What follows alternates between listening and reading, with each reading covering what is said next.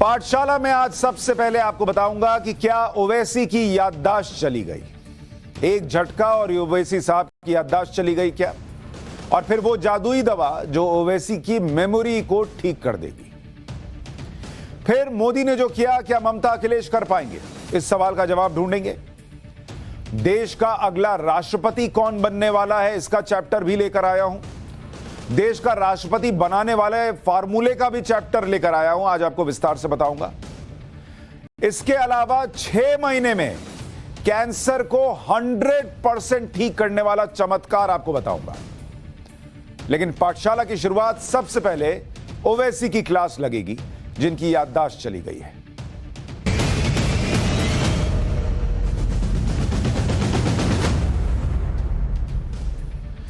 Hate speech के मामले में सब पर एक्शन शुरू हो गया। वो लोग जो शिवलिंग का मजाक उड़ा रहे थे, वो लोग जो मुसलमानों को भड़का रहे थे, वो लोग जो भड़काऊ बयान दे रहे थे, उन सब पर एक्शन होने लगा है। लेकिन एक एफआईआर होते ही असदुद्दीन ओवैसी की मानो याददाश्त चली गई। दिल्ली पुलिस की एफआईआर ने ओवैसी साहब को जिस तरीके से झटका दिया, वो ऐसी बातें करने लगे जैसे उन्हें कुछ याद ही ना आ रहा। उन्होंने आज सबसे पहले कहा कि मुझे एफआईआर की एक कॉपी मिली है और मैंने पहली बार ऐसी एफआईआर देखी है जिसमें अपराध के बारे में नहीं बताया गया है। हत्या की एक ऐसी एफआईआर की कल्पना करें जिसमें हथियार का उल्लेख ना हो या पीड़ित के मौत की बात ना हो। मुझे नहीं पता कि मेरी किस टिप्पणी की वजह से एफआईआर हुई है। मुझे इस बात की कम से कम खुशी है कि असदुद्दीन ओवैसी ने हत्या का एग्जाम्पल दिया, क्योंकि वो जो करते हैं और जो वो कहते हैं वो लोकतंत्र की हत्या करने जैसा ही है। वो एक तरफ तो सेक्युलरिज्म और लोकतंत्र का गाना गाते हैं और दूसरी तरफ खुद क्या करते हैं, वो लोकतंत्र की हत्या करने जैसा ही है। सर, बिल्कुल आपने हत्या का एग्जाम्पल ठीक दिया। लेकिन एफआईआर में आपका नाम क्यों आया? आपकी तो जैसे याददाश्त चली गई। ओवैसी कह रहे ना कि उन्हें पता ही नहीं कि किस बयान के आधार पर उन पर एफआईआर हो गई। देखिए, होता क्या है ना, जब आदमी इतना ज्यादा बोलने लग जाए और हर बात पे बोलने लग जाए और इतना ज्यादा भड़काऊ बोलने लग जाए तो उसको खुद याद नहीं रहता कि कौन से वाले भड़काऊ बयान पर एफआईआर हुई है। तो ओवैसी साहब की भी मेमोरी साथ नहीं दे रही, उनको याद नहीं आ रहा कि कौन सा वाला बोला था भाई जिस पे एफआईआर हुई है। बोले तो बहुत सारे हैं। एफआईआर जब पहुंचेगी घर तक तो आपको पता भी चल जाएगा कि कौन से वाले बयान पर एफआईआर हुई है। मैं आज उनको जरा दवा देता हूं। जब तक आपको याद नहीं आता ओवैसी जी, मैं आपको दवा देता हूं। आपको धीरे धीरे आपके वो बयान सुनाता हूं जिससे आपको पता चल जाएगा कि कौन से वाले बयान पर एफआईआर हो सकती है। मेमोरी आपकी मैं ठीक करता हूं। अभी ज्ञानवापी के मामले में ओवैसी ने लगातार उकसाने वाले बयान दिए। अभी एक हफ्ते पहले ओवैसी ने कहा था कि हमने एक बाबरी मस्जिद खो दी, अब दूसरी मस्जिद खोने नहीं देंगे। 30 मई का पहले यह बयान सुनिए। मैं तुमको कह रहा हूं नौजवानों, बाबरी मस्जिद को याद रखो। बाबरी मस्जिद को हमसे छीन लिया गया। उसी तरीके से कोशिशें की जा रही हैं कि ज्ञानवापी को भी छीन लिया जाए, मथुरा की ईदगाह को भी छीन लिया जाए। हम एक बाबरी मस्जिद को खो चुके हैं, अब दूसरी मस्जिद को हरगिज नहीं खोने देंगे इंशाअल्लाह ताला। तो असदुद्दीन ओवैसी को भले याद ना आ रहा हो, मानो याददाश्त चली गई हो, लेकिन यह एक और बयान है जो बताता है कि कैसे वो लोगों को भड़काते हैं। यह मामला कोर्ट में चल रहा है, कोर्ट के अंदर चल रहा है। मस्जिद छीनना तब होता जब जबरदस्ती मस्जिद पर कब्जा कर लिया जाता, या जैसे किसी जमाने में मंदिर तोड़कर मस्जिद बनाए गए होंगे, उसको छीनना कहते हैं असदुद्दीन ओवैसी साहब। जब कोर्ट में लड़ाई लड़ी जाती है और उस लड़ाई को जीता जाता है तो उसको छीनना नहीं कहते। आप बाबरी मस्जिद का जिक्र कर रहे हैं, वो भी कोर्ट में लड़ाई लड़ी गई। इस देश में 100 करोड़ हिंदुओं ने अपने आराध्य भगवान श्री राम के होने के सबूत कोर्ट में दिए और उसके बाद कोर्ट से फैसला आने के बाद, सालों तक केस चलने के बाद, फैसला आने के बाद अब जाकर वहां राम मंदिर बन रहा है। इसको छीनना नहीं कहते। ज्ञानवापी में 10,000 पौराणिक सबूत होने के बावजूद, इतिहास के पन्नों में लिखे होने के बावजूद, सारी चीजें अंदर से दिखने के बावजूद कोर्ट में लड़ाई लड़ रहा है हिंदू पक्ष। इसको छीनना नहीं कहते। लेकिन आप जो कर रहे हैं उसको भड़काना कहते हैं कि लोगों के दिमाग में ये भर दो कि तुमसे मस्जिद छीनी जा रही है। उनको यह मत बताओ कि सबूतों के आधार पर कार्रवाई हो रही है और देश के संविधान में यह लिखा है कि आप जाएंगे कोर्ट में और लड़ाई लड़ सकते हैं। कोर्ट की लड़ाई लड़ने को छीनना नहीं कहते, आप जो करते हैं उसको भड़काना कहते हैं। इसलिए आपको याद दिलाया कि एफआईआर क्यों हुई। ज्ञान वापे के ही मामले में ओवैसी ने 17 मई को क्या कहा था वो भी सुनिए, इससे भी थोड़ी याददाश्त आएगी। मैंने कहा ना इतना बोलते हैं कि खुद ही भूल गए किस बात पर एफआईआर हुई होगी। उन्होंने कहा कि ट्रायल कोर्ट की कार्रवाई सही नहीं, मुस्लिम पक्ष की बात सुनी ही नहीं जा रही, बिना मुसलमानों से बात किए, बिना उन्हें नोटिस में लिए एक फैसला दे दिया गया, सर्वे की कार्रवाई ही गैरकानूनी है। असदुद्दीन ओवैसी भूल गए कि वो बैरिस्टर हैं, वो जज नहीं है। मैंने कहा ना मेमोरी लॉस हो गई है शायद उनकी, वो सब भूल जा रहे हैं। वो ये भी भूल गए कि वो वकील हैं, वो जज नहीं है। इस देश में जज निर्णय लेते हैं, वकील सिर्फ अपना पक्ष रख सकते हैं। और जिस कोर्ट की वो बात कर रहे हैं वहां मुसलमानों को भी सुना गया, लेकिन असदुद्दीन ओवैसी ने कह दिया कि कार्रवाई ही गैरकानूनी है। अगर कार्रवाई गैरकानूनी थी तो सुप्रीम कोर्ट ने क्यों नहीं कहा? आप सुप्रीम कोर्ट से बड़े हो गए, लेकिन आप लोगों को भड़काते हैं कि देखो वो कोर्ट मुसलमानों को नहीं सुन रहा, गैर कानूनी कार्रवाई कर रहा है। इसी को भड़काना कहते हैं असदुद्दीन ओवैसी साहब। अब यहां मेमोरी में कुछ झटका महसूस हो रहा है, कुछ याद आ रहा है कि आपने क्या क्या किया है। इसी तरह से ओवैसी ने 7 मई को कहा था कि ज्ञानवापी सर्वे कानून का उल्लंघन है। इस आदेश से कोर्ट 1980-1990 के दशक की रथ यात्रा में हुए खून खराबे और मुस्लिम विरोधी हिंसा का रास्ता खोल रही है। असदुद्दीन ओवैसी इस देश के सुप्रीम कोर्ट में भी उस सर्वे को लेकर क्या कहा गया आपको पता है? 91 के एक्ट के बारे में जब कहा गया तो जजेस ने कहा कि 91 का एक्ट सच सामने आने से नहीं रोकता, सच पता लगाने से नहीं रोकता। और आप सबसे बड़े जज बैठे इस देश के अंदर जो कह रहे हैं कि जो ज्ञानवापी का सर्वे हो रहा है वो कानून का उल्लंघन है। सारा कानून आपको समझ में आता है और सुप्रीम कोर्ट के जो जज बैठे हैं उनको कुछ पल्ले नहीं पड़ता। 80-90 के दशक में रथ यात्रा में जो खून बहा उसकी याद दिला रहे हैं कि वैसा कुछ हो जाएगा। इसी को कहते हैं भड़काना। कुछ याद आ रहा है क्या क्या किया है जिसकी वजह से एफआईआर हो सकती है? इतना ही नहीं, फिर 24 मई को विवादित बयान दिया इन्होंने कि भारत के मुसलमानों का मुगलों से कोई रिश्ता नहीं है, लेकिन यह बताओ कि मुगल बादशाहों की बीवियां कौन थी? अब यही कोई पलट के कह देगा तो बर्दाश्त नहीं होगा। सरतन से जुदा का गाना गाने लगिएगा। और खुद कह रहे हैं कि मुगल बादशाहों की बीवियां कौन थी। तलवार की नोक पर बीवियां बना ली जा सकती हैं सर, कम से कम पहले मोहब्बत से भाई बनाना सीखिए। सुनिए ओवैसी को। अरे मुगलों से हमारा रिश्ता नहीं था। वो मुगल जितने बादशाह थे उनकी बीवियां कौन थी? किससे शादी की थी उन्होंने? क्या उसका जिम्मेदार आप मुझे बनाएंगे? आप जाके पूछो औरंगजेब से मुझे क्या करना है।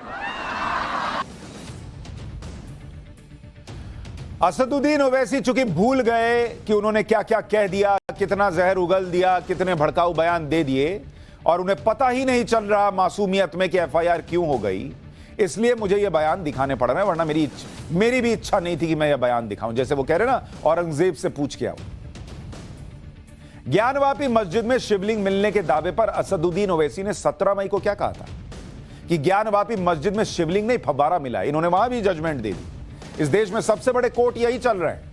अगली बार आपको कोई दिक्कत हो, ना हाई कोर्ट जाइए, ना सिविल कोर्ट जाइए, ना डिस्ट्रिक्ट कोर्ट जाइए, ना सुप्रीम कोर्ट जाइए, वो आप चले जाइए ओवैसी कोर्ट। ये सब फैसला दे देते हैं। और अगर आप मुसलमान हैं तो आपका फैसला तो खट खट खट देते हैं, टाइम नहीं लगता, सुनना ही नहीं है दूसरा पक्ष को।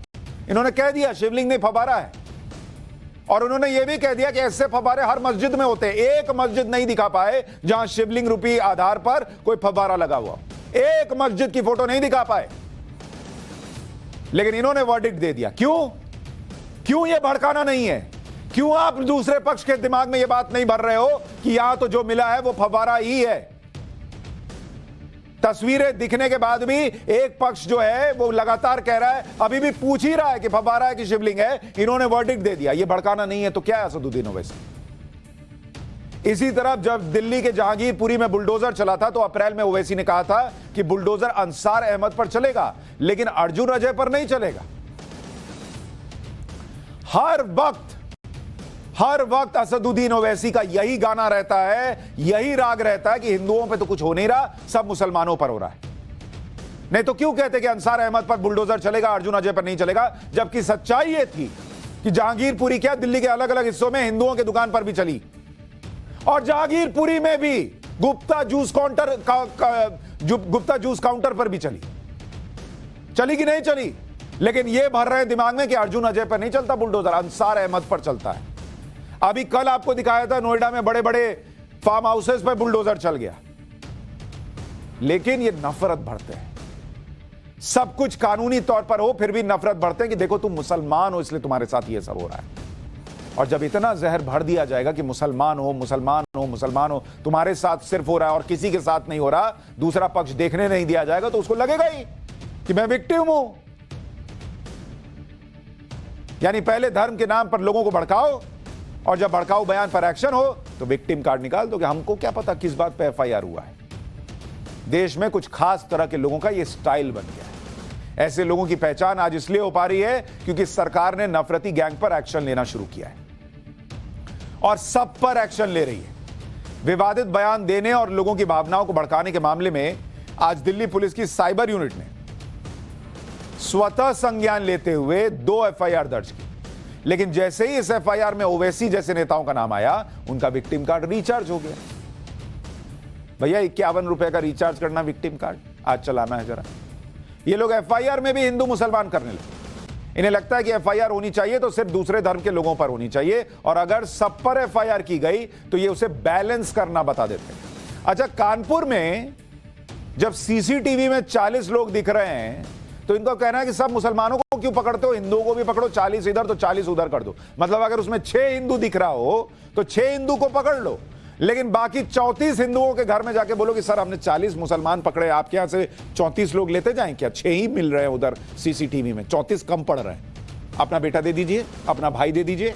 वहां तो इनको तराजू बराबर चाहिए, वहां हिसाब नहीं चाहिए कि जिसने किया उसको पकड़ो, क्रिमिनल कोई हो उसका धर्म क्या होता है। लेकिन एफआईआर करने के मामले में जब सब पर हो रहा है तो कह रहे हैं ये तो बैलेंस कर रहे हैं। मतलब इनका हाल यह है कि कुछ भी कर दीजिए, इनको भड़काना ही है। दिल्ली पुलिस की एफआईआर में 15वें नंबर पर असदुद्दीन ओवैसी का नाम है। इस पर एक के बाद एक ओवैसी ने 11 ट्वीट किए। लिखते हैं कि दिल्ली पुलिस बोथ साइडिज्म यानी दोनों तरफ और बैलेंसवाद सिंड्रोम से पीड़ित है। एक पक्ष ने खुले तौर पर हमारे पैगंबर का अपमान किया, जबकि दूसरे पक्ष का नाम बीजेपी समर्थकों को खुश करने के लिए लिया गया है।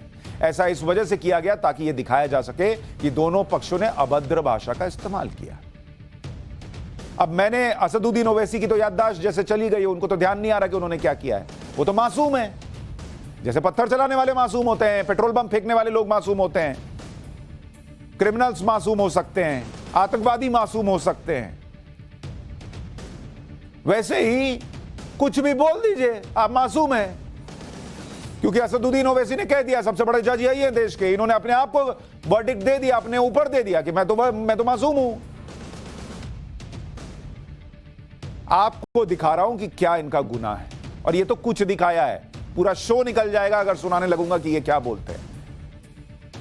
दिल्ली पुलिस के एफआईआर में राजस्थान के बूंदी के मौलाना मुफ्ती नदीम अख्तर का भी नाम। 2 दिन पहले ही ये मौलाना मुफ्ती नदीम आंख नोच लेने और उंगली तोड़ने की धमकी दे रहे थे। और आप ये ध्यान रखिए कि ये जहां धमकी दे रहे थे वो राजस्थान है, और पीछे आपको राजस्थान पुलिस खड़ी दिख रही है। कायदे से तो इन पर एफआईआर राजस्थान में होनी चाहिए थी, वो नहीं हुई। राजस्थान की कांग्रेस सरकार ने एफआईआर नहीं की, लेकिन अगर दिल्ली की सरकार कर रही है, बीजेपी की सरकार कर रही है, तो कहते हैं अरे ये तो साइड बैलेंस कर रहे हैं। अब जरा इस आदमी को सुनिए और अपने आप से पूछिए कि क्या इस पर एफआईआर नहीं होनी चाहिए थी। सुनिए। मेरे नबी की शान में अगर एक लफ्ज भी बोला तो याद रख लो जबान काट ली जाएगी। हाथ उठाओगे हाथ काट लिया जाएगा, उंगली उठाओगे उंगली काट ली जाएगी, अगर निगाहें भी उठी ना तो निकाल कर बाहर फेंक देंगे। और जब आप ऐसे लोगों का समर्थन करने लगते हैं जो हाथ काटने की बात कर रहे हैं, जो हिंसा की बात कर रहे हैं, तो क्या होता है आपको पता है? ये चीजें वायरल होती है, ये फैलती जाती है। अगर वो वैसी समझाते कि नहीं नहीं ये सब बात नहीं करनी है, हमें कानूनी लड़ाई लड़नी है, और जो लड़ाई लड़ेंगे कानूनी उसमें कोर्ट पे विश्वास करना है, मेरे अपने बताए हुए निर्णयों पे नहीं जाना है, तो ये नहीं होता। लेकिन हुआ क्या आपको पता है? जम्मू कश्मीर के डोडा का एक वीडियो वायरल है जिसमें दावा है कि मस्जिद की छत से एक मौलाना मुसलमानों को भड़का रहा है। एक सुनिए आप, कितना भयंकर हेट स्पीच है, क्या क्या कहा जा रहा है, एक बार सुनिए इसको आप। पेशाब पीने वालों का, गोबर के अंदर नहाने वालों का हैसियत क्या है दुनिया में रहते? इनको तो रिस्क मिलता है हमारी बरकत से मिलता है, इनको तो हवा मिलती है हमारी बरकत से मिलती है, इनको तो दरियाओं से पानी मिलता है हमारी बरकत से मिलता है, जलवे की वजह से मिलता है, वरना इनका वजूद क्या है?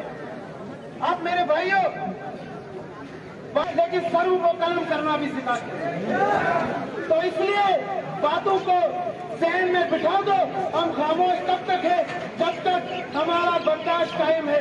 बर्दाश्त से बाहर निकल गए तो फिर वो नुपुर शर्मा क्या, वो आशीष कोहली क्या, वो नुपुर शर्मा क्या, उनके सर कहीं और दर कहीं मिलेंगे। फिर न कहना।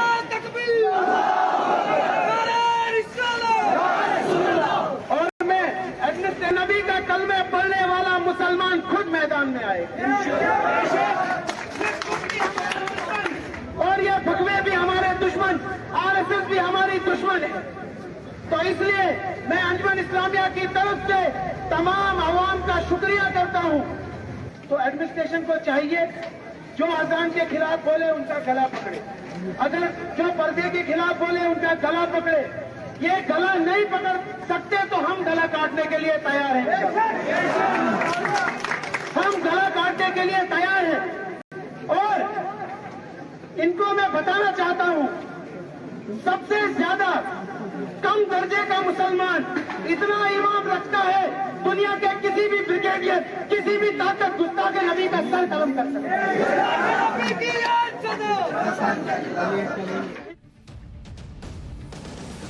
अब बताइए, ये जो जहर उगला जा रहा है कि अगर गला नहीं पकड़ोगे तो हम गला काटना जानते हैं, और दुनिया का सबसे कम तबके का मुसलमान भी, ब्रिगेडियर क्या, किसी का भी गला काट सकता है, और वहां भीड़ खड़ी होकर सुन रही है। अब ये हेट स्पीच नहीं है तो क्या है? और ये हेट स्पीच का जनक कौन है? ये कहां से आ रही है? ये कैसे बहते हुए कनेक्ट हो रही है, जम्मू कश्मीर तक कैसे पहुंच रही है? क्योंकि यहां जो रिस्पॉन्सिबल लोग हैं, असदुद्दीन ओवैसी, मीडिया के लोग और दूसरे लोग, दूसरे नेता, वो कंडेम नहीं करते। वो नहीं कहते कि भाई इस देश में कानून है और उसके हिसाब से कोर्ट में सुनवाई चल रही है, तुम क्यों मस्जिद को लेकर बाबूक होते हो? अगर कोई तुम्हारे नबी का अपमान करता है तो एफआईआर करो, एफआईआर पर विश्वास करो।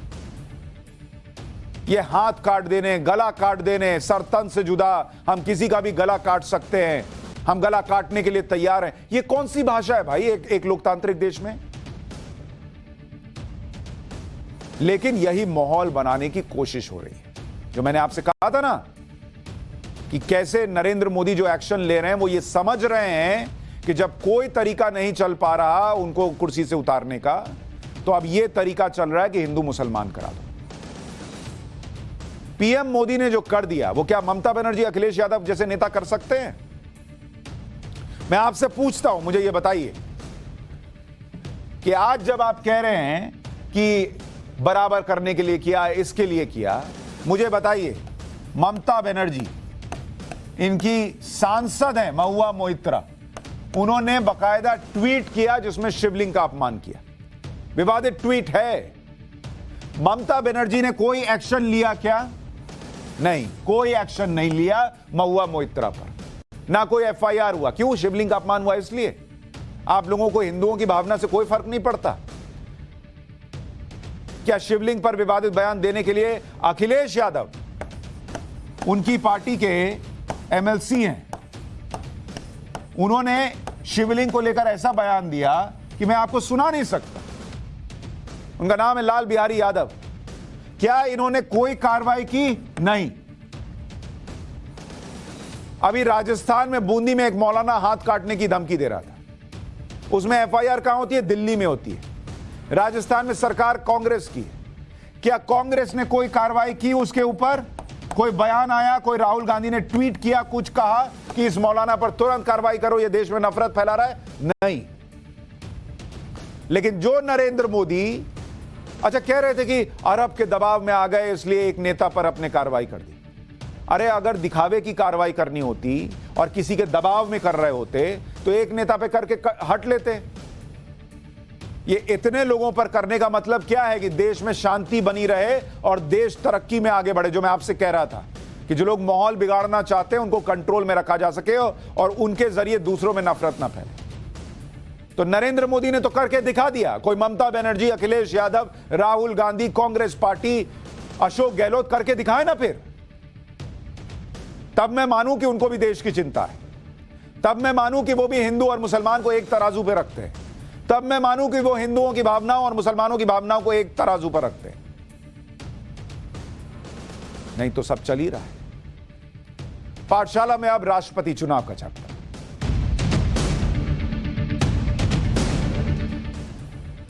चुनाव आयोग ने राष्ट्रपति चुनाव की तारीख का ऐलान कर दिया है। 29 जून को नामांकन की आखिरी तारीख तय की गई है। 2 जुलाई तक नामांकन वापस लिया जा सकता है। 18 जुलाई को वोटिंग होगी, 21 जुलाई को काउंटिंग होगी और देश को नया राष्ट्रपति मिल जाएगा। मौजूदा राष्ट्रपति रामनाथ कोविंद हैं, जिनका कार्यकाल 24 जुलाई को खत्म हो रहा है। 25 जुलाई को नए राष्ट्रपति को शपथ लेनी है, इसलिए जरूरी था कि 24 जुलाई से पहले राष्ट्रपति चुनाव की प्रक्रिया पूरी हो जाए। राष्ट्रपति का चुनाव एक सिस्टम के तहत होता है। यह मत सोचिएगा कि आपको वोट करने जाना पड़ेगा। जिस सिस्टम के तहत होता है राष्ट्रपति का चुनाव, उसे इलेक्टोरल कॉलेज सिस्टम कहते हैं। ये इसमें क्या होता है इलेक्टोरल कॉलेज सिस्टम में? इसमें लोकसभा के जो सांसद हैं, जिनको आपने चुनकर भेजा लोकसभा, राज्यसभा के जो सांसद हैं और जो राज्यों के विधायक हैं, इन सब को मिलाकर इलेक्टोरल कॉलेज बनता है। क्योंकि राष्ट्रपति के चुनाव में आम लोग वोट नहीं करते, इसमें सांसद और विधायक वोट करते हैं। अब राष्ट्रपति का चुनाव जो 2022 में होने जा रहा है, इसमें राज्यसभा के कितने सांसद होंगे? 233। लोकसभा के कितने सांसद हिस्सा लेंगे? 543। और राज्यों के कितने विधायक होंगे? 4033। यानी कुल वोटर कितने होंगे? 4809। ये 4809 लोग मिलकर नया राष्ट्रपति चुनेंगे। लेकिन अभी आपको पूरा गणित समझना होगा। 4809 लोग मिलकर राष्ट्रपति चुनेंगे, इसका मतलब यह नहीं है कि जिसको 4000 में से 2500 3000 वोट मिल गया वो जीत जाएगा। इसमें वैल्यू होती है, वोट की कीमत होती है। राष्ट्रपति चुनाव में वोटों की संख्या नहीं बल्कि वोटों की वैल्यू मायने रखती है। जो सांसद और विधायक राष्ट्रपति चुनाव के लिए वोट करेंगे, उस वोट की एक वैल्यू निर्धारित की जाती है और कैंडिडेट को मिले कुल वोटों की वैल्यू के आधार पर रिजल्ट तय होगा।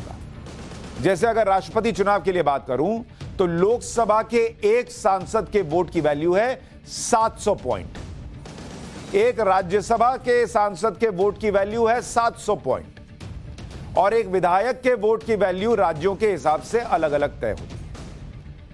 अब आप कहेंगे ये 700 पॉइंट कैसे तय हुआ, राज्यों के विधायकों का वैल्यू कैसे तय होगा? अभी सब समझाऊंगा।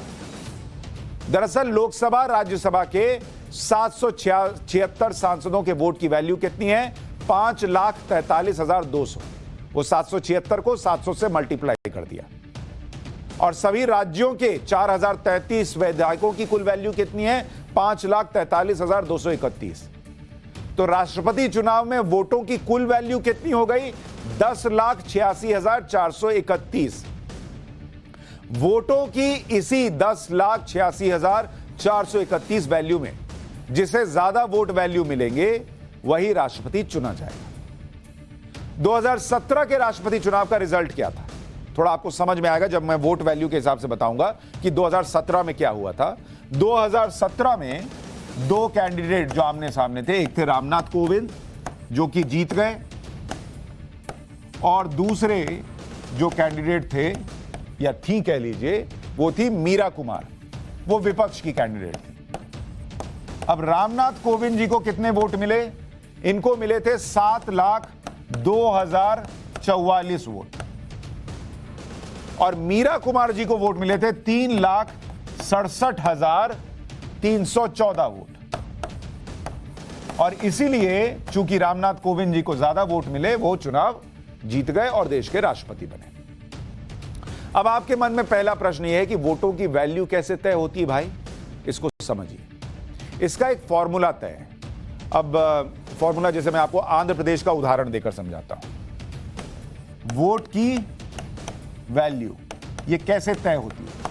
भाई आपके देश का राष्ट्रपति चुना जा रहा है, ये सब आपको पता होना चाहिए। ऐसा नहीं है जो यूपीएससी देगा उसी को पता होना चाहिए। और इसीलिए मैं कहता हूं ना, न्यूज का इकलौता फैमिली शो है, बच्चों को भी समझ में आएगा और बच्चों को जानना चाहिए सब। आपको आंध्र प्रदेश का उदाहरण दे रहा हूं। आंध्र प्रदेश एक एग्जांपल दे रहा हूं कि राज्यों का कैसे वैल्यू निकलता है वोट का। अब 1971 की जनगणना के हिसाब से, 1971 की जो जनगणना हुई थी कि हमारी आबादी कितनी है, उसके हिसाब से इस आंध्र प्रदेश की आबादी कितनी है? इस आंध्र प्रदेश की आबादी बैठती है इज इक्वल टू 2,78,00,000 और 586। ये इतनी आबादी। और आंध्र प्रदेश में विधानसभा में सीटें कितनी हैं? विधानसभा में सीट, तो विधानसभा में सीट हो गई 175। अब एक वोट की वैल्यू कैसे निकलती है राष्ट्रपति चुनाव के लिए? तो वोट की वैल्यू का फॉर्मूला निकलता है राज्यों के लिए कि जो आबादी है उसमें, यानी 2,78,586 में आप भाग दे दीजिए कितने से? 175 गुना 1,000 से। जितना भी विधानसभा में संख्या है सीट की, उसको 1000 से गुना कीजिए और जो नंबर आएगा उससे आबादी को डिवाइड कर दीजिए। तो इसके हिसाब से जो आंध्र प्रदेश के विधायक के, एक विधायक की वोट की वैल्यू है वो बैठती है 159, 158 पॉइंट कुछ आता है, तो उसको राउंड फिगर में 159 कर दिया जाता है। अच्छा, अब आप में से कुछ लोग पूछेंगे कि 71 की जनगणना क्यों इस्तेमाल हो रही है भाई? क्योंकि 2001 में हुए 84वें संविधान संशोधन में यह तय किया गया कि 2026 तक संसद में सीटें नहीं बदलने वाली और वोट वैल्यू तय करने के लिए 1971 की जनगणना ही आधार रहेगी। तो यह 2001 में तय किया गया, इसीलिए अभी तक वही चल रहा है। राष्ट्रपति चुनाव में राज्यों से वोट की वैल्यू सबसे ज्यादा किसकी है? अभी आपको क्या बताया फॉर्मूला कि आबादी को आपको डिवाइड करना है 1000 इंटू विधानसभा में सीटों की संख्या। तो इस हिसाब से सबसे ज्यादा वैल्यू वाले विधायक कहां के हो गए? थोड़ा लगाइए कॉमन सेंस। उत्तर प्रदेश के। सबसे ज्यादा वोट की वैल्यू जो है, वोट की वैल्यू सबसे ज्यादा कहां की है? यूपी, उत्तर प्रदेश। 1971 की जनगणना के मुताबिक यूपी की आबादी कितनी हो गई? यूपी की, अब ये 71 की जनगणना है इसलिए याद रखिएगा, अभी तो 20 करोड़ के पार है, 8.38 करोड़ हो गई। और वहां यूपी में विधानसभा सीटें कितनी हैं? 403। और इसको कितने से गुना करना था? आपको बताया था 1000 से गुना कर देना है। तो इसलिए यूपी में एक वोट की वैल्यू, एक वोट की, एक विधायक के वोट की, वो कितनी आ जाती है? 208। तो यूपी के जो विधायक हैं जो राष्ट्रपति चुनाव में वोट करेंगे, उनकी वैल्यू सबसे ज्यादा आती है 208। सबसे कम कहां की आती है? इसी तरीके से आप निकालने जाइएगा तो सबसे कम आती है सिक्किम की। सिक्किम में चूंकि 1971 की जनगणना के आधार पर जो आबादी बैठती है वो 2,09,843 है और विधायक वहां पर कितने हैं? 32। अब 32 गुना 1000 और उससे डिवाइड कर दिया आपने आबादी को, तो सिक्किम में एक विधायक के वोट की वैल्यू आती है 7। तो यूपी में सबसे ज्यादा वैल्यू वाले विधायक होंगे राष्ट्रपति चुनाव के लिहाज से और सिक्किम में सबसे कम। अब आप कहेंगे आपने विधायकों का हिसाब तो समझा दिया, सांसदों के वोट के वैल्यू कैसे तय हो रही है कि सीधा आपने कह दिया कि 700 है? इसका भी एक फॉर्मूला है। राज्यों के, अभी आपको मैंने बताया था कि राज्यों के जो आप विधायकों को मिलाइएगा तो राज्यों के विधायक कितने बैठ रहे थे, उनकी संख्या बैठ रही थी 4033, 4033, माफ कीजिएगा, हाँ 4033। और इनके वोट की वैल्यू कितनी थी, टोटल वोट की वैल्यू वो बैठ रही थी 5,43,231, ये 4,033 विधायकों की। अब अगर आप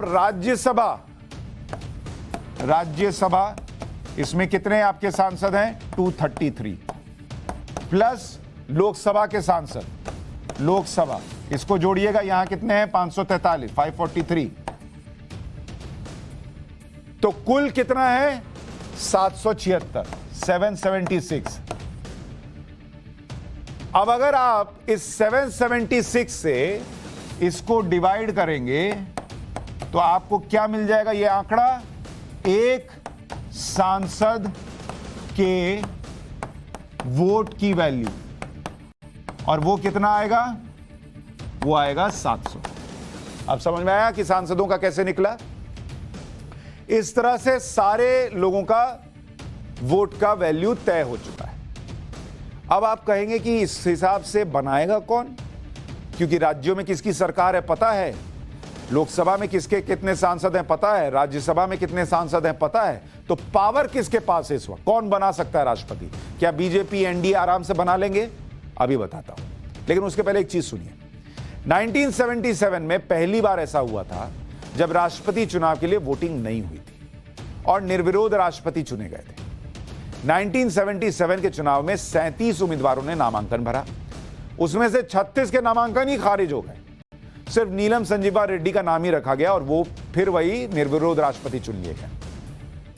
1977 का राष्ट्रपति चुनाव इमरजेंसी के बाद इंदिरा गांधी के चुनाव हारने के बाद हुआ था। इस चुनाव में सत्ताधारी जनता पार्टी सरकार ने नीलम संजीवा रेड्डी को समर्थन दिया और हार के बाद इंदिरा गांधी ने राष्ट्रपति पद के लिए कोई उम्मीदवार नहीं उतारा। लेकिन राष्ट्रपति का सबसे टक्कर वाला और सबसे दिलचस्प चुनाव हुआ था 1969 में। ये किस्सा सुनेंगे तो हंसते हंसते गिर जाएंगे। 1969 में कांग्रेस पार्टी के पुराने नेताओं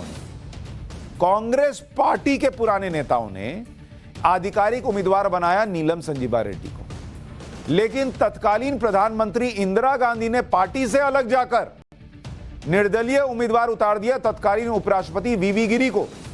मतलब कांग्रेस पार्टी उतार रही है अलग कैंडिडेट और कांग्रेस पार्टी की नेता इंदिरा गांधी उतार रही है अलग कैंडिडेट। अलग खेल चल रहा है और इंदिरा जी ने कह दिया कि ये वीवी गिरी को पार्टी के लोग अंतरात्मा की आवाज पर वोट दे। चोट क्या देंगे, चोट तो उन्होंने अपनी पार्टी को दे दिया अलग वोट कर। तो पहली बार अंतरात्मा की आवाज पर वोट देने का इतिहास जो है वो वहां से शुरू हुआ, जब इंदिरा जी ने कहा कि कांग्रेस पार्टी किसी को भी उतारे लेकिन कांग्रेस पार्टी के लोग अंतरात्मा की आवाज सुने, मतलब मेरी आवाज सुने और वीवी गिरी को वोट करें। विपक्ष ने उम्मीदवार बनाया था सीडी देशमुख को, जो नेहरू सरकार में वित्त मंत्री थे और आरबीआई के पहले भारतीय गवर्नर भी थे। अब कमाल की बात देखिए कि 1969 के उस राष्ट्रपति चुनाव में वीवी गिरी जीत भी गए, मतलब कांग्रेस पार्टी का कैंडिडेट इंदिरा गांधी के कैंडिडेट से हार गया। यह सिर्फ कांग्रेस पार्टी में ही हो सकता है। वो कड़े मुकाबले के बाद जीत गए। इंदिरा गांधी के कैंडिडेट थे। वीवी गिरी को 4,01,115 वोट मिले, नीलम संजीवा रेड्डी को 3,13,548 वोट मिले, सीडी देशमुख को 1,12,769 वोट मिले।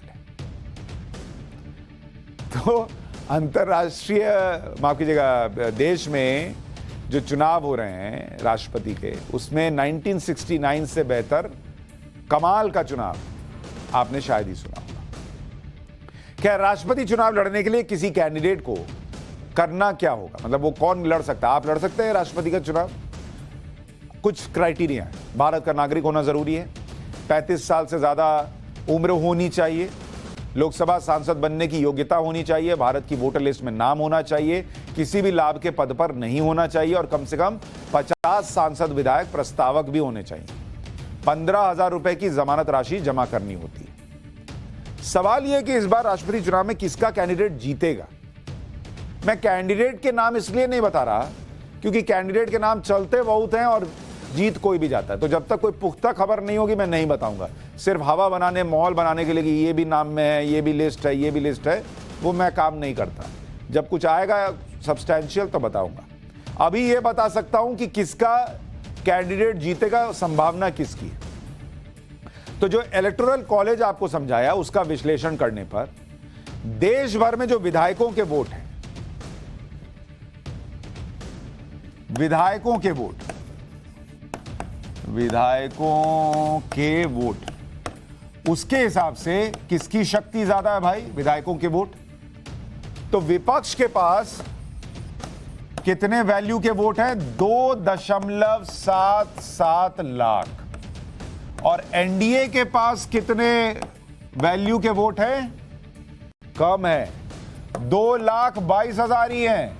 तो विधायकों के मामले में विपक्ष का मामला ज्यादा टाइट है। वहां 5 लाख कुछ जो था उसमें ज्यादा विपक्ष के पास है, एनडीए के पास थोड़े कम है। लेकिन संसद में स्थिति अलग है। अगर अब आप सांसदों का देखेंगे तो सांसदों के लिहाज से देखिए, सांसदों में एनडीए के पास कितने वैल्यू के वोट हैं, 3,20,000। और विपक्ष के पास कितने वैल्यू हैं, 1,72,000। तो यहां पर मामला पलट जाता है। सांसदों के जो वोट की वैल्यू है उसके हिसाब से एनडीए का पलड़ा भारी है और विधायकों के जो वोट की वैल्यू है उसके हिसाब से विपक्ष का पलड़ा भारी है। फिर ओवरऑल किसका पलड़ा भारी है, कुल मिलाकर अभी की स्थिति में अगर आप देखेंगे कुल, ये देखिए, तो विपक्ष के पास कितने वोट हैं भाई, कितने वैल्यू के, विपक्ष के पास हैं 4,49,000 वोट। और एनडीए के पास कितने हैं, एनडीए के पास हैं 5,42,000 वोट। तो यहां पर ओवरऑल में एनडीए का पलड़ा भारी है। तो ऐसे में एनडीए अपना राष्ट्रपति बना ले, इसकी गुंजाइश ज्यादा है, क्योंकि उसमें ये भी होता है कि आप 1, 2, 3 किसको चुन रहे हैं। तो जिसको 1 नंबर पे चुन रहे हैं उसको 50% से ज्यादा वोट आना चाहिए। तो मोटे तौर पर एनडीए का मामला टाइट है। उलटफेर क्या होता है पता नहीं, क्योंकि इसमें व्हिप जारी नहीं होता है। लेकिन राष्ट्रपति कोई भी बने, अगली खबर आपके लिए बड़ी इंपॉर्टेंट है। पाठशाला में अब हेल्थ की क्लास, और उसमें उस चमत्कारी दवा का चैप्टर जिसने कैंसर को 100% ठीक कर दिया। आज तक कोई ऐसी दवा नहीं बनी जिसने कैंसर को जड़ से खत्म किया हो। वो दवा जिसने कैंसर को 100% ठीक किया, उसका चैप्टर।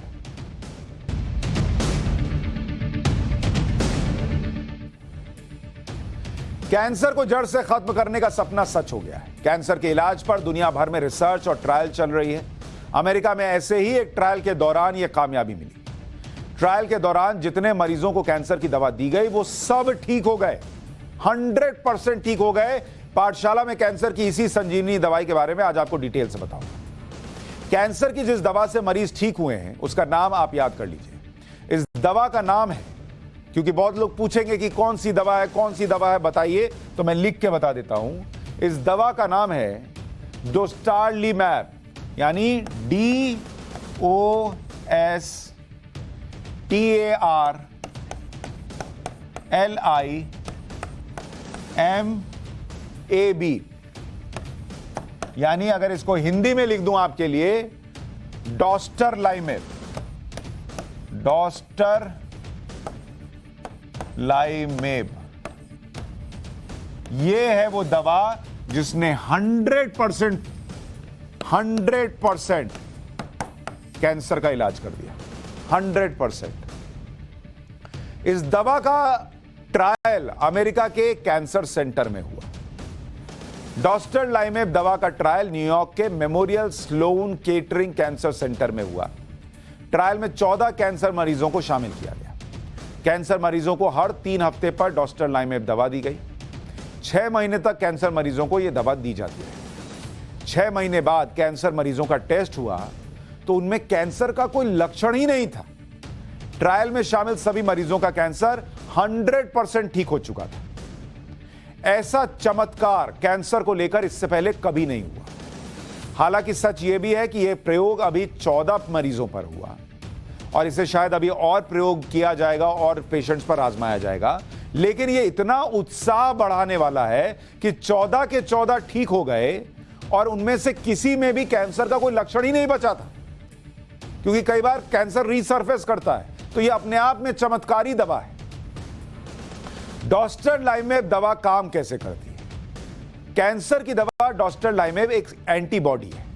इस एंटीबॉडी को चेक पॉइंट इनहिबिटर्स यानी अवरोधक कहते हैं। इनहिबिटर्स कैंसर सेल्स का बढ़ना कम कर देता है। कैंसर सेल से प्रोटीन निकलता रहता है। यह प्रोटीन शरीर के इम्यून सिस्टम को कमजोर करता है। दवा के इनहिबिटर कैंसर सेल्स के प्रोटीन को ब्लॉक करते हैं। इसी से कैंसर सेल्स दूसरे हिस्सों पर असर नहीं डाल पाते। दवा ब्लॉकिंग द ब्लॉकर मैकेनिज्म पर काम करती है,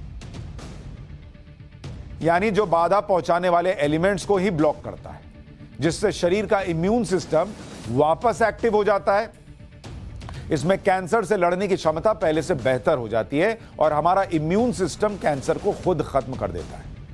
यानी कैंसर सेल्स शरीर के सामान्य सेल्स को रोकते हैं, इम्यूनिटी को कम करते हैं, लेकिन डॉस्टरलाइमेब दवा के एंटीबॉडी कैंसर सेल्स को ब्लॉक करते ही शरीर के इम्यून सिस्टम रिएक्टिवेट होने लगता है, उसमें काम करने लगता है, जिसके बाद हमारा इम्यूनिटी सिस्टम कैंसर से निपटने में सक्षम हो जाता है। डॉस्टरलाइमेब दवा की कीमत क्या है? यह सवाल सबके मन में होगा। डॉस्टरलाइमेब दवा की, इस दवा जिसके बारे में बता रहा हूं, इसकी एक खुराक, क्योंकि अभी प्रयोग हो ही रहा है, इसकी एक खुराक अमेरिका में, यूएस में $11,000 है। यानी अभी यह दवा बहुत महंगी है, बहुत महंगी। ब्रिटेन में यानी यूके में अगर आप देखेंगे तो यूके में इसकी कीमत है 5,887 पाउंड। अब आप कहेंगे ये डॉलर पाउंड क्या बता रहे हो, रुपीज में बताओ। भारत में इसकी एक खुराक की कीमत, यहां ये कीमत है 8,54,000 रुपए। ये भारत में डॉस्टरलाइमेब की एक खुराक की कीमत है। और आपको कितनी खुराक लेनी पड़ेगी 6 महीने में? ऐसी 8 खुराक लेनी पड़ेगी। इसको 8 कर दीजिए, 8 खुराक आपको लेनी पड़ेगी। और अगर आप इसको कंप्लीट कीजिएगा पूरे कोर्स को, तो 8 खुराक का खर्च बैठेगा करीब 68 लाख रुपए। 68 लाख। चूंकि ये ट्रायल था इसलिए दवा महंगी लग रही है। अप्रूवल के बाद जब इसका मास प्रोडक्शन होगा तो कीमत भी कम होने की उम्मीद है। सवाल यह कि कैंसर की यह दवा कब से मिलेगी? फिलहाल डॉस्टरलाइमेब दवा ट्रायल फेज में है। अमेरिका में हुए ट्रायल का सैंपल साइज थोड़ा छोटा था। अभी इस दवा के लार्ज स्केल ट्रायल होने हैं जो कई स्टेज में होंगे। उसके बाद WHO के अप्रूवल की जरूरत होगी। अगर सब सही हुआ तब जाकर यह दवा मार्केट में उपलब्ध हो पाएगी। यह थोड़ा लंबा प्रोसेस है, लेकिन इस ट्रायल ने कैंसर मरीजों को उम्मीद की नई किरण जरूर दिखा दी है। और यह नई किरण इसलिए कह रहा हूं क्योंकि दुनिया भर में अगर आप देखेंगे 2020 में कैंसर से 1 करोड़ लोगों की मौत हुई। यानी दुनिया में हर 6ठी मौत कैंसर से होती है। इनमें लंग कैंसर से यानी फेफड़ों के कैंसर से 18 लाख लोगों की मौत हुई। लिवर के कैंसर से 8,30,000 लोगों की जान चली गई। पेट के कैंसर से 7,70,000 लोग दुनिया छोड़कर चले गए। और ब्रेस्ट कैंसर से 6,85,000 मौतें हुई। तो आप इस दवा की कीमत समझिए। कुछ लोग कह सकते हैं अरे अभी समय लगेगा, छोटा सैंपल है, जो भी है, लेकिन जो प्रयोग हुआ है और जो रिजल्ट आया है वो पहले कभी नहीं आया, इसलिए दुनिया उत्साहित है। WHO के मुताबिक 2020 में ब्रेस्ट कैंसर के 22 लाख मरीज मिले थे।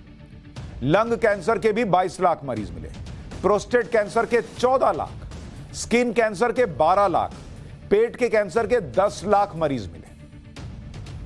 भारत में कैंसर मरीजों का भी आंकड़ा बहुत बड़ा है। 2021 में भारत में 2 करोड़ 60 लाख से ज्यादा कैंसर के मरीज थे। 2025 में कैंसर मरीजों की संख्या अनुमान है कि 3 करोड़ तक पहुंच जाएगी।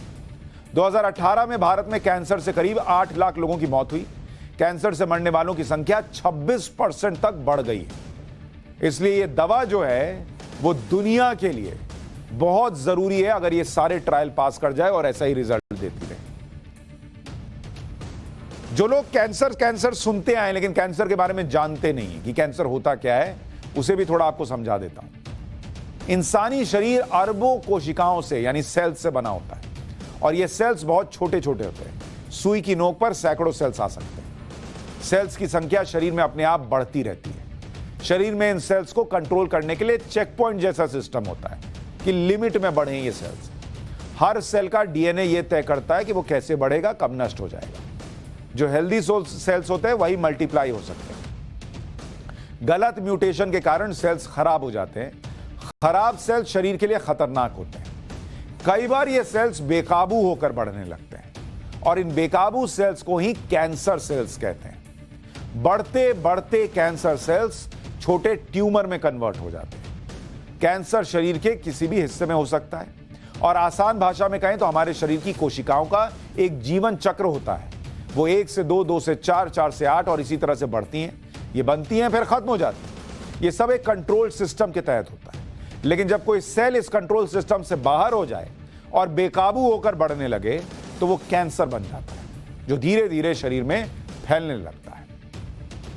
कैंसर सेल्स को शुरुआती स्टेज में डायग्नोज करना बहुत मुश्किल होता है। डायग्नोज होने के बाद कैंसर का इलाज कैसे होता है वो भी आपको बताता हूं। सर्जरी एक ऑप्शन है। कैंसर का सबसे कॉमन इलाज है सर्जरी। समय पर डायग्नोज होने पर सर्जरी होती है और सर्जरी से कैंसर ट्यूमर को शरीर से निकाल दिया जाता है। लेकिन वो लौटेगा नहीं, इसकी भी कोई 100% गारंटी नहीं होती। फिर है कीमोथेरेपी। इसमें इंट्रावेनस यानी खून की नसों में इंजेक्शन लगाए जाते हैं। ये दवाएं कैंसर सेल्स को मारने का काम करती हैं। इंजेक्शन के अलावा टैबलेट्स भी दी जाती है और इन दवाओं के असर से कैंसर सेल्स धीरे धीरे कम होने लगते हैं, लेकिन ये कई बार पीड़ादायक होती है। रेडियोथेरेपी, इसमें हाई एनर्जी गामा किरण, इलेक्ट्रॉन प्रोटॉन का प्रयोग होता है। ये किरणें शरीर में कैंसर सेल्स की प्रजनन क्षमता को नष्ट करती हैं। इन किरणों से सामान्य सेल्स भी नष्ट होते हैं जो बाद में ठीक हो जाते हैं। एक है हार्मोन थेरेपी। इसमें शरीर के अंदर अलग से खास किस्म के हार्मोन्स डाल दिए जाते हैं। यह हार्मोन शरीर के अंदर कैंसर बढ़ने से रोकते हैं। फिर है stem cell transplant. Blood cancer के मरीजों का इलाज इस थेरेपी से होता है। इसमें खराब सेल्स को रिप्लेस करके नए सेल्स ट्रांसप्लांट किए जाते हैं। एक है टारगेटेड थेरेपी। इस थेरेपी में जिस अंग में कैंसर होता है उस पर फोकस करते हैं और इस थेरेपी में कैंसर सेल्स को बढ़ने से रोका जाता है। इस थेरेपी से शरीर के दूसरे हिस्सों पर असर नहीं पड़ता। कैंसर के इलाज के साइड इफेक्ट्स भी होते हैं। ट्रीटमेंट के दौरान सिर के बालों का गिरना, कई बार शरीर के दूसरे हिस्सों पर असर हो जाता है, लेकिन डॉस्टरलाइमेब दवा का कोई साइड इफेक्ट भी नहीं मिला। इसलिए मैं कह रहा हूं कि ये अपने आप में बहुत ही कमाल की दवा है और ये दुआ कीजिए कि ये दवा जल्द सारे टेस्ट पास करे, मास प्रोडक्शन हो, सस्ती हो और दुनिया में आ सके। पाठशाला में एक के बाद एक कई खबरों का विश्लेषण और उसके पीछे का सच आपको बताने के बाद, हर एंगल सब कुछ आपको दिखाने के बाद, न्यूज की पाठशाला में अब वक्त है आज दिन भर के टॉप 9 ब्रेकिंग वीडियोस का।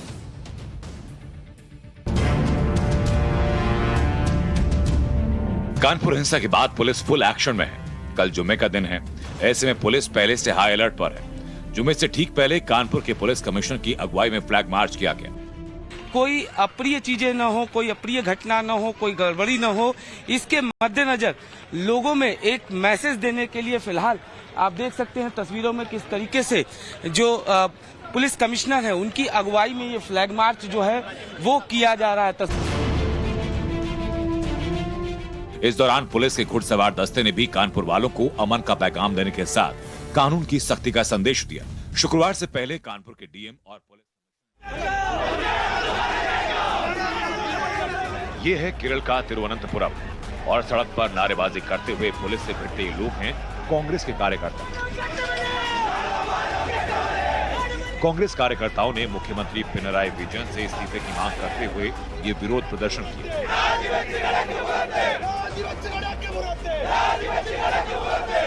जैसे ही पुलिस ने प्रदर्शनकारियों को रोका तो ये विरोध प्रदर्शन हिंसक हो गया। प्रदर्शनकारी पुलिस बैरिकेड को तोड़ करके आगे बढ़ने की कोशिश कर रहे थे और इसी के बाद पुलिस ने वाटर कैनन का इस्तेमाल किया। दरअसल केरल गोल्ड स्कैम में आरोपी ने मुख्यमंत्री विजयन पर आरोप लगाए। उन्होंने सीएम विजयन की पत्नी कमला, बेटी वीना और अन्य शीर्ष सहयोगियों पर मामले में शामिल होने का आरोप लगाया और इसी के बाद कांग्रेस ने यह विरोध प्रदर्शन किया।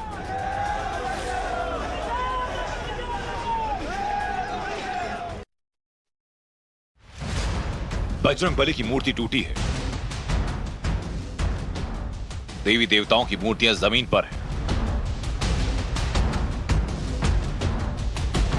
मंदिर का सामान बिखरा पड़ा है। ये पाकिस्तान के शहर कराची का मारी माता मंदिर है। मंदिर पर हुए इस हमले के बाद आसपास के अल्पसंख्यक हिंदू समाज के लोग खौफ में हैं।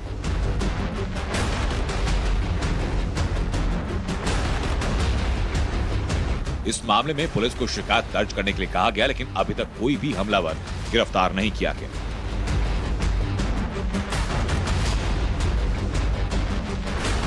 ये पहली बार नहीं जब पाकिस्तान में इस तरह का मामला सामने आया। इससे पहले फरवरी में सिंध प्रांत में रोहरी में एक मंदिर में लूट की वारदात सामने आई थी।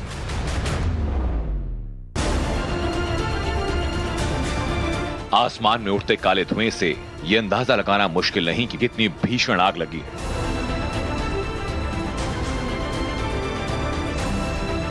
तस्वीरें मुंबई के मानखुर्द इलाके की, जहां एक साथ 4 कबाड़ गोदाम आग की चपेट में आ गए। आग कैसे लगी इसका पता नहीं चल पाया, लेकिन देखते ही देखते इस आग ने भयावह रूप ले लिया। कई किलोमीटर दूर से धुएं के गुबार को देखा जा सकता है।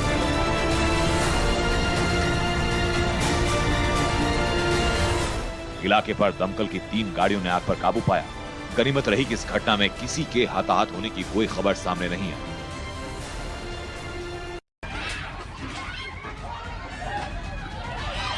हंगामा और एक दूसरे पर कुर्सियों से हमला करने की ये तस्वीर उत्तर प्रदेश के मुरादाबाद की, जहां उस वक्त जमकर हंगामा हुआ जब 2 गुट आपस में भिड़ गए।